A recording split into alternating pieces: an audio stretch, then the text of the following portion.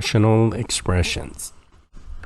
In this lecture, we're going to take a look at rational expressions, and our objective is to write rational expressions once we define them in reduced form. We're going to look at multiplication, division, addition, subtraction of these, and we're going to end up the lecture with, of course, not the lecture, but the list of topics by looking at complex fractions, and then we'll look at examples of each one of these. First, rational expressions. Since we're talking about polynomials, so anytime we have quotient, means ratio or division of two polynomials, call them, say, P and Q. So here P is a polynomial and Q is a polynomial. Denominator different from 0 to avoid division by 0. So the resulting expression is called a rational expression. That's all the rational expression is. Now, every rational expression has a domain. The domain of the rational expression is the set of real numbers for which the expression is defined. Because the denominator of any fraction, of no fractions, can be 0, cannot be 0. Therefore, the domain of rational numbers is usually all real numbers except the values that make the denominator 0. So for instance, let's say I have x plus 6 over x minus 4. The domain means all possible values of the expression for x is going to be anything but x cannot be 4. Anything else is fine. Remember, in a fraction, it's okay to have 0 in the numerator on top, but not okay to have it on the bottom. Okay, so the domain of this, using set builder notation, we're going to say is the set of all x's such that x cannot be 4. The symbol here, this line, means such that. So again, the domain is the set of all values of x such that x cannot be 4. That would imply everything else. And so there we have that one.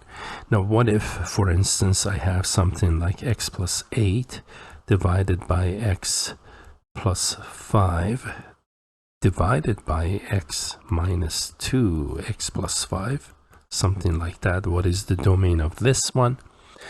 Well, the denominator, we said, may not be 0, so we actually set each of those factors equal to 0 to see what makes them 0. And then we'll exclude them. 2 makes this expression 0, negative 5 makes the other one 0. So we're going to exclude them. Therefore, here the domain is going to be all x, so that x cannot be 2 and the other one, comma, negative 5. You can list them in any order. You can go from low to high, whatever. And there you have that one. Note, by the way, I could have canceled x plus 5, right? And even though you cancel the common factors to begin with, before we cancel, we look at the domain before we do any manipulation or make any adjustments to the expression. Okay, so that's important. It'll be even more important later on for us. All right. Next, we're going to talk about the fundamental principle of fractions here. The fundamental principle of fractions says that if I have a fraction in the form AC over BC, we can actually cross out the common factors from the top and the bottom. So C is a common factor. And again, here the assumption is that C and B cannot be 0. Notice, even though we divide the C out, but C cannot be 0. Okay, so that's what the fundamental principle is of fraction. It allows you to cancel things. Now, multiplying fractions, we already had a lecture on how to multiply fractions, but the way you multiply rational expressions means expressions that are a polynomial on top, polynomial on bottom. I forgot to mention that. These expressions are going to be polynomials. That's what makes a rational expression. Okay. Now, we multiply rational expressions like we multiply fractions, so that's going to be AC over BD. Multiply tops, multiply bottoms.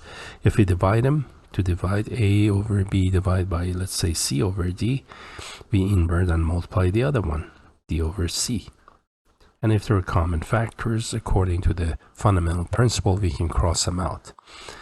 And remember, in all of these, any expression or any number that results in 0 in the denominator, we need to exclude them. All right. Now, adding and subtracting, remember, we know how to add and subtract too. So I have A over B plus minus C over B.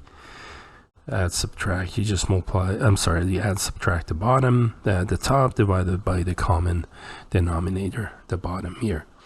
To add and subtract does require we have common denominators. So what if we have something like A over B plus C over D? So here's a case where we have to get a common denominator. The common denominator is actually the least common multiple of B and D. B comma D. Least common multiple of B and D, which is their product, BD. So for example, the least common multiple of 3 and 5 would be 15. Notice in the case of common multiple, typically the common multiple is bigger than each of these numbers. And remember, we distinguish between common factors and common multiples. I made a note of that in my previous lecture. So the GCF of 3, 5, in other words, is 1. Let's see. LCM is bigger and GCF is smaller in this case. Common factors, well, 1 times 3, 1 is a common factor. 1 times 5, 1 is a common factor. But as a multiple, we say 3 times 5 is 15 and 5 times 3 is 15. There's nothing in common between 3 and 5, so we're not looking at GCF again. At any rate, so to do this one, the LCM we said is BD. So I'm going to multiply top bottom by D of the first fraction, multiply top bottom by B in the second fraction, and then choose the common denominator. We have AD plus BC. So there's more involved when fractions do not have a common denominator. We have to choose the common denominators. And then once we recognize again the common denominator, we build each fraction to that. Now the LCM, because B and D are denominators of fractions, so LCMs in the case of fractions are oftentimes referred to as LCDs, which stands for least common denominators. So the least common denominator is simply the least common multiple of 2 or more denominators. Okay, so let's see how we're going to actually use this. That's as far as our just general conceptual lecture goes. Now let's take a look at some examples here. Remember, if you need to learn beyond what I do in the lecture, you can review topics of rational expressions. Usually this topic is addressed in an elementary algebra course, so you can kind of do a search on least common multiples or how to add fractions and so on and so forth. So let's try this one. So I want to find the domain of this one. Remember, for domain we want to look at the denominator. You set it equal to 0, and what x becomes is what x cannot be. So in set builder notation, the set of all x is such that x cannot be 6. And that's it. That is the domain of this expression.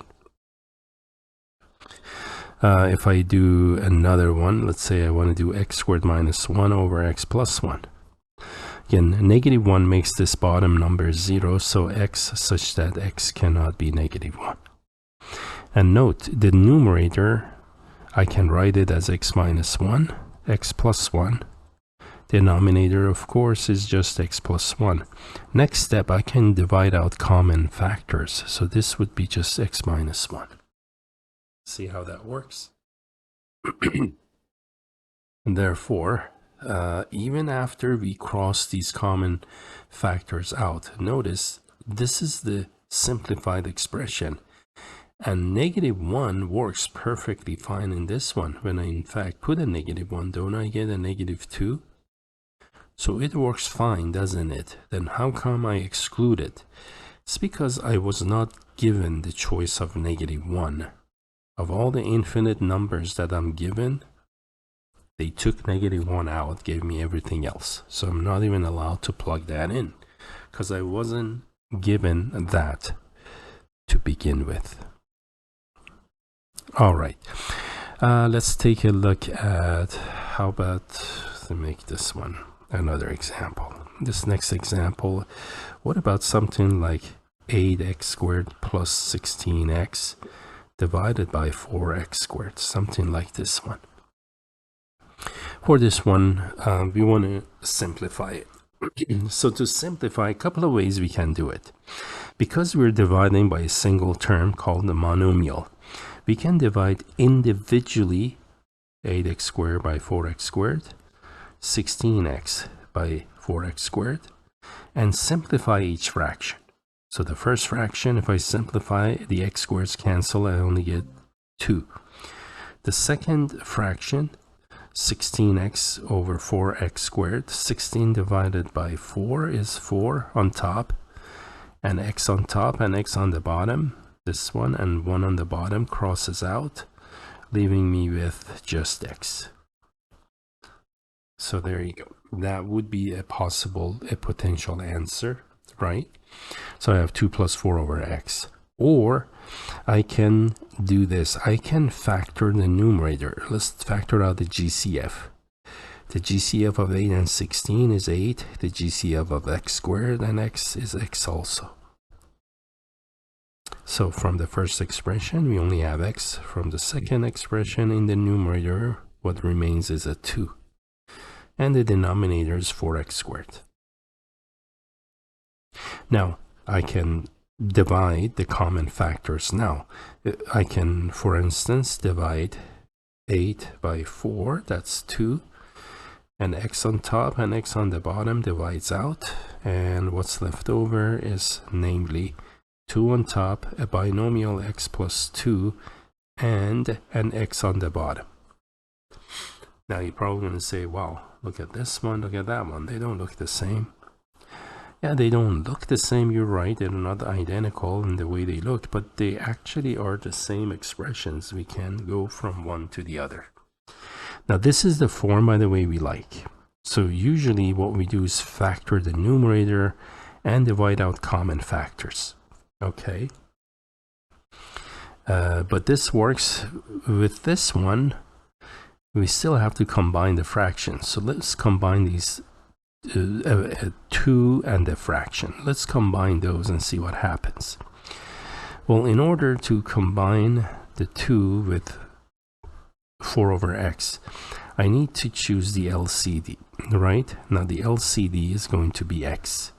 So I'm going to build the first fraction to the LCD, and I just did. Multiply top bottom by x. The second fraction requires no building. Its denominator is the LCD. Now I can choose the common denominator of x. The numerator is going to be 2x plus 4. And in the numerator, the GCF is 2, so I can factor it 2, and that makes it 2 times x plus 2 over x. Now if you look at this one and look at that, they are indeed identical. So they really are the same. The question is, well, then how do you want me to do it? How is it done? And this is how we do it in general. We don't divide it individually. We factor, divide out common factors, and then just write down what's left. And you can see, look at the number of steps it took to do this problem. If I factor GCF and then divide them out versus this other side. You see that took longer. And we always want the shortest number of steps to get to the answer. And that is how you can reduce to lowest terms. Now, let's try another example. In this next example, let's say I want to do m squared negative 4m plus 4, and then I'm going to divide it by m squared plus m minus 6. All right. Notice both of these are polynomials on top and on the bottom, so we can actually proceed with factoring them. Now, previous to this lecture, I did a lecture on factoring polynomials, so you might want to watch that if you need a refresher, real quick refresher, or if you're okay, we can just proceed. Because what I have here is a quadratic expression in the numerator, a quadratic in the denominator, and the way we factor quadratics, if they are factorable, it will be in the form of a binomial, product of two binomials. So that's what we're going to do. We're going to multiply these as two binomials. Now, the first binomial on top, because the first term is m squared, so I'm just going to go m and m on this one. Two numbers whose product is positive 4, some negative, so they're both negative, such that their sum will be negative, and the product positive. Let's go 2 and 2, so m minus 2, that should work. And then in the denominator, two numbers multiply to negative 3. Again, one is negative, one is positive. The middle term is 1, so I'm going to go 2 plus negative 3. Okay, that should do it. So it's going to be negative 3 and m plus 2. And there we have the factored form of this one. Looks like there are no common factors, so I cannot divide anything common in this case. It looked like there was maybe m plus 2. Yeah. Yeah. m minus 2. Oh, let's see here. Ooh, actually the middle term is positive. Excellent. So this is going to be negative. Yeah, that should be better. Perfect. See, because when we add, it should be 1. And what I had was negative 1. Good. So it looks like I can actually divide out. And the answer is m minus 2 divided by m plus 3. So that's the result of that division. Let's take a look at another example. Now in this example, just so we practice with factoring quadratic expressions, suppose I have p squared minus p minus 12. And then I'm going to divide this by p squared, negative 2p minus 15. That multiplies by p squared, negative 9p plus 20.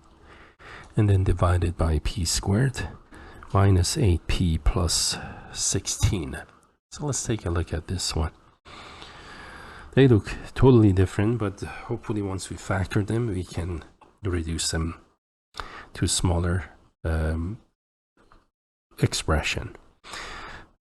All of these factor, if they are factorable again, into product of binomials. So I'm preparing for about 8 binomials here. 4 on top, 4 on the bottom, 2 on each fraction. So first p squared minus p minus 12, that's going to be p, two numbers multiplied to negative 12. I'm going to go negative 4 and 3. There's some negative 1, which is the middle term. There you go. That's good. The one on the bottom, I'm going to go p minus 5, p plus 3 on that one. You can verify that these work. The second fraction on top, I'm going to go pp and pp minus 4 minus 5, the product 20, sum 5. And the bottom, again, we're going to go p and p. 16, let's go negative 4 times negative 4. All right. Now we can reduce these, right? A few of these binomials cross out. Oh, perfect. This one and this one. Ooh. Excellent, excellent. So this works out to simply a 1. That's why we want to simplify fractions or any algebraic expression, we always simplify them because the result is much easier to work with one than it is to work with that. All right, perfect. So we got that down. Let's do an example of addition and subtraction. So with addition, I'm going to go 3 over, this time let's use k. And let's say I want to add it with 5 over 3k. Now, if the denominators are not the same, which is the case with this one, we need to build each of these to the LCD. So I'm looking at the LCD in this case of 2 and 3. The smallest common multiple of them. Remember, we don't want the largest common multiple because the largest theoretically is infinity.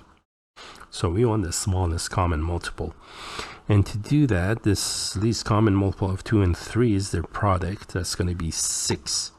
So that means I need to multiply first fraction top bottom by 3, second fraction top bottom by 2. And let's see, when we do that, what are we going to get? We're going to get 9 plus 10. In the denominator, we choose the common denominator, 6k. So the answer is going to be 19 6k. 19 over 6k is going to be the answer to this one. Okay. And that's adding two simple rational expressions. Let's try another one. In this next one, suppose I want to do 1 over x plus y and then plus 1 over x minus y. Now, the lowest common multiple, or because they're from the denominator, the LCD is going to be their product, x plus y, x minus y, which of course we recognize as factored form of difference of two squares. Therefore, I need to build the first fraction as well as the second fraction, right? Let me go to this new line. We're going to go 1 over. This one is x plus y. I'm going to multiply by x minus y, so the denominator becomes LCD. Got to do to the top also. Then I have x minus y, 1 on top. We'll do x plus y on top, x plus y on the bottom. Okay. Now, let's choose the LCD, which is x plus y, x minus y. And in the numerator, we have x minus y. That's the first fraction. And the numerator of the second fraction is x plus y. All right, and we got those written down. Now, once we have those, we need to combine like terms.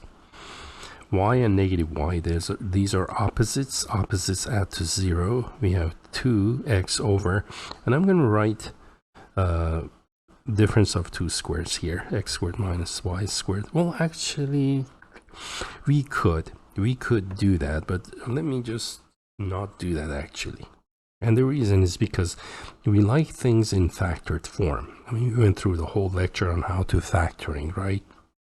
So let's keep things in factored form, shall we?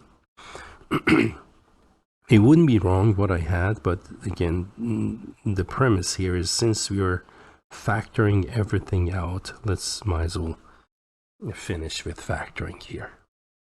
And there you have it. So that's a good review of adding, subtracting. Now, let's do an example of a complex fraction. Okay, so for my complex fraction, suppose I want to do something like this. So I'm going to do 1 plus 1 over x and divide by 1 minus 1 over x. Now, complex fraction, anytime you have a fraction whose numerator or denominator or both themselves are fractions, we call these complex fractions. So how are we going to work them? The easiest, the quickest way to get to an answer is to multiply top bottom by LCD. Multiply top bottom by LCD. That's the easiest way to simplify complex fractions. So I'm going to do that. Now we're going to look at the LCD, and more specifically LCD of the denominators. That means individual denominators. Well, 1 doesn't have a denominator again other than 1 itself, so we're not looking at that one. 1 over x, that one has a denominator, and so does this one. So we're going to just look at these denominators, these two, the ones that are other than 1. Now both of them are x, so the LCD of x and x would be x. You're going to multiply top by x, bottom by x. And let's see, when we multiply top by x and the bottom by x, what are we going to get? Distribute x to each of those, so you get x plus x times 1 over x. That's reciprocal, right? Reciprocal of x is 1 over x, and we know reciprocals multiply to 1. So that's going to be x plus 1. The bottom is going to be x minus 1. And there we have it. So this is going to be easy.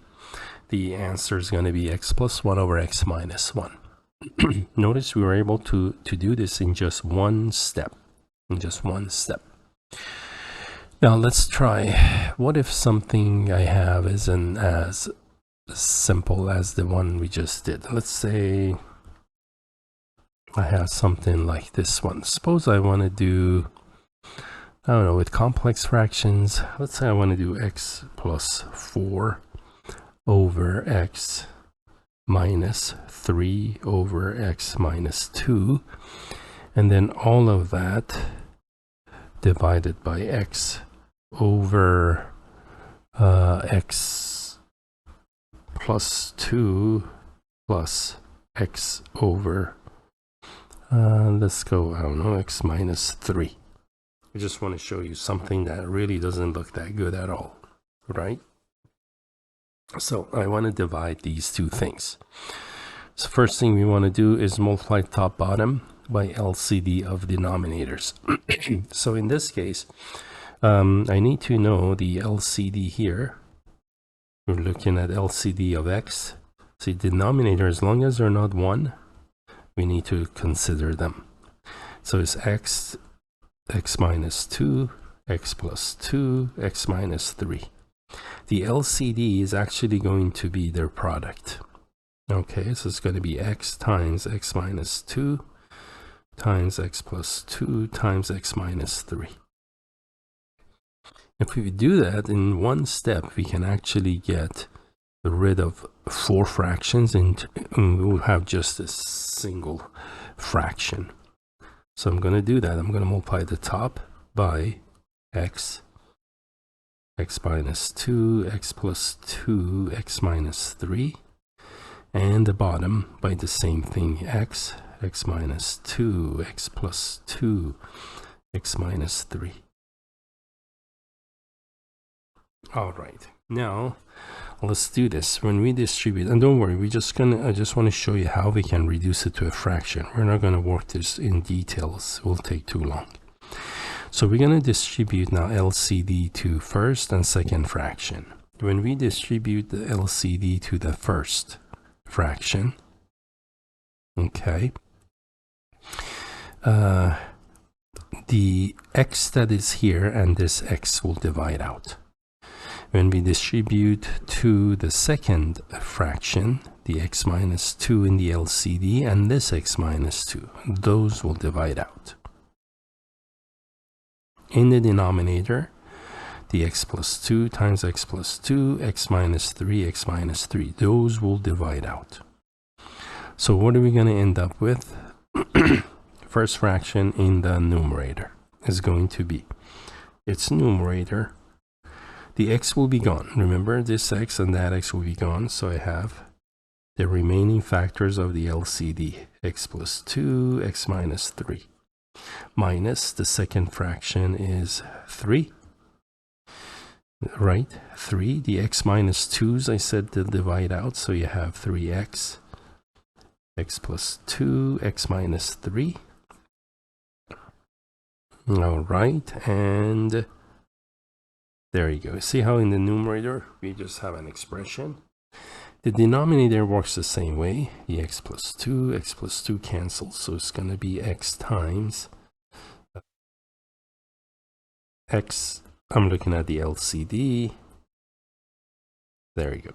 I was looking at these without the x plus 2 because those cross out or cancel.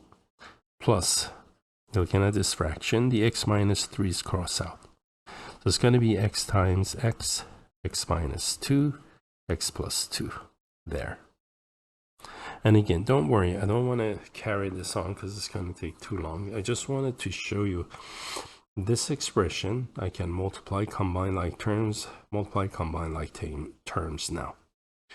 The key is that we no longer have complex fraction. All right. So there you have it. That's as far as I just want to talk about. Again, a quick review of how we can simplify complex fractions, how we can multiply, divide, add, and subtract them. And with that, we are done with this lecture. Thank you for watching.